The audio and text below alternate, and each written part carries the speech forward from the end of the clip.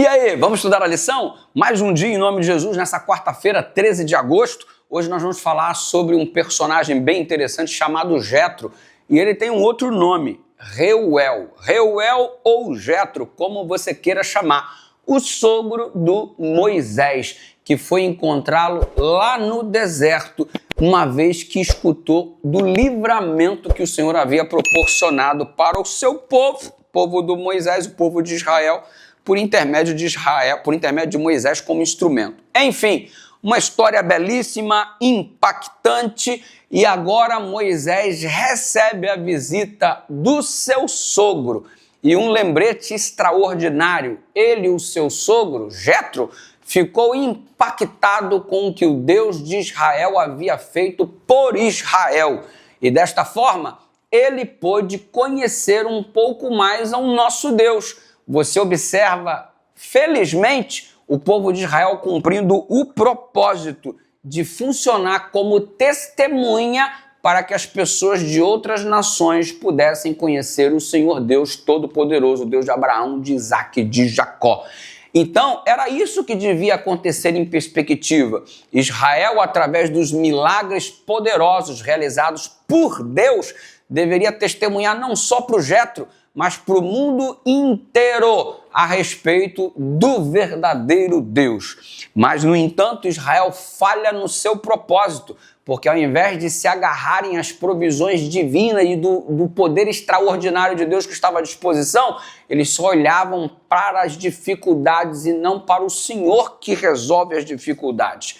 Você percebe que a visita do Jetro trouxe um resultado muito positivo. Número 1, ele conheceu melhor a Deus por intermédio do testemunho que Moisés lhe deu, contando em detalhes tudo o que havia acontecido.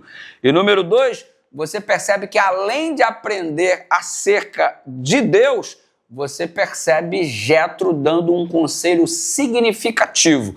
Sempre temos a aprender com todos aqueles que se aproximam de nós. Ninguém é inteligente ao ponto de não ter nada a aprender e ninguém é tão ignorante ao ponto de não ter nada a ensinar. Nós aprendemos uns com os outros. O Moisés transmitiu o conhecimento do Deus Todo-Poderoso e o Jetro, por sua vez, transmitiu uma noção administrativa, organizacional, onde o povo se dividiria em blocos para resolver os problemas menores, de modo que o Moisés só se importaria com as coisas mais graves. E isso foi muito significativo, porque foram instituídos chefes de 1.000, de 100, de 50 e de 10. E o fardo pesado que o Moisés carregava já se tornou alguma coisa mais suave.